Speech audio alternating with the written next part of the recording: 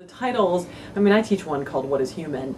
They're all over the map in terms of something that a faculty member has interest in and themselves really very much want to learn more about. And so in some ways it's meant to be a dialogue. These courses are a dialogue. And fundamentally what they do is transition students to college level writing and college level discussion.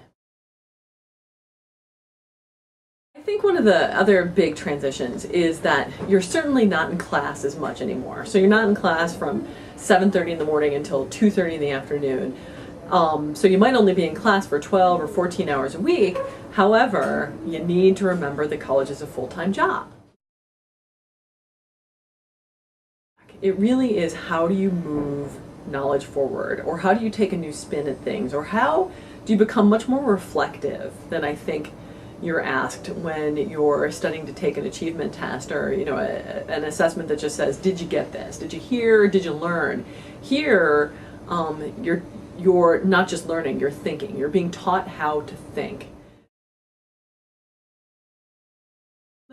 Essentially, if you ask employers what it is that they would like to have in their employees, they tend to not talk about the content of their discipline. What they tell us is that they want people that can really communicate well. And so that means oral communication and it means written communication. For us, it gives everybody, as they enter their first year program, either as a new student or as a transfer student, the first thing that we've all done in common that we can sit down and talk about.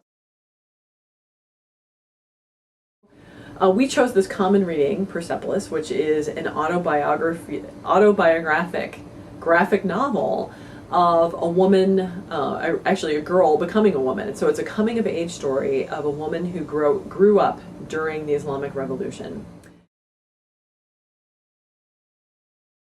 Typically, the professors will ask students to broadly attend and participate in the life of the institution. When you join a small, primarily residential learning community,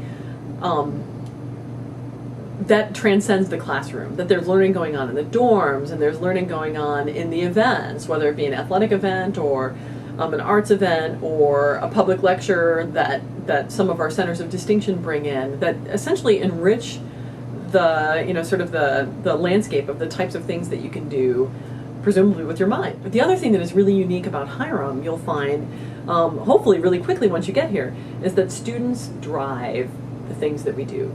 Students are involved in just about every form of governance that we have, both from the student senate all the way through to some of the standing committees that we have at the college. They're part of every activity, and so they can own and create and decide the types of things that they want to have happen here. And so this is a way to sort of orient students to that set of environments that we've got and to invite them to participate.